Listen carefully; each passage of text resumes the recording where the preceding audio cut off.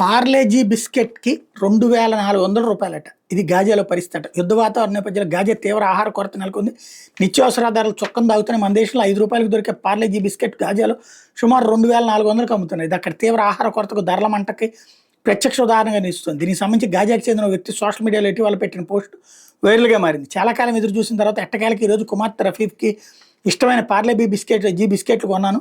గతంలో 1.5 అంటే €147 ఉండే దీని రేటు ఇప్పుడు 24 అంటే €2345 అంటే €2345 €24 పెరిగినా ఆమెకు ఇష్టమైన దాన్ని కాదనలేకపోయాను అంటూ ఆ పోస్టులో ఆ వ్యక్తి పేర్కొన్నాడు. ఇక 2023 అక్టోబర్ నుంచి ఉద్రిక్తతలు పెరిగిన తర్వాత నుంచి ఇజ్రాయెల్ గాజాకి ఆహార సరఫరాను క్రమంగా తగ్గిస్తూ వస్తుంది. ఏడాది మార్చి 2 నుంచి మే 19 మధ్య అయితే పూర్తిగా నిలిపేసింది. అంతర్జాతీయంగా వస్తున్న ఒత్తిడి నేపథ్యంలో సహాయక సామగ్రితో కొన్ని ట్రక్కులు మాత్రం అనుమతిస్తోంది. ఒక బిస్కెట్ల ప్యాకెట్లే కాకుండా నిత్యావసర సరుకుల ధరలు కూడా మండిపోతున్నాయని ఎన్డీటీవీ కథనం తెలుపుతుంది. ఉత్తర గాజాలో కిలో చక్కెర ₹4914, కిలో వంట నూనె ₹4177, కిలో బంగాళదుంపలు ₹1965, కిలో ఉల్లిపాయలు ₹4423, కప్పు కాఫీ ₹1800.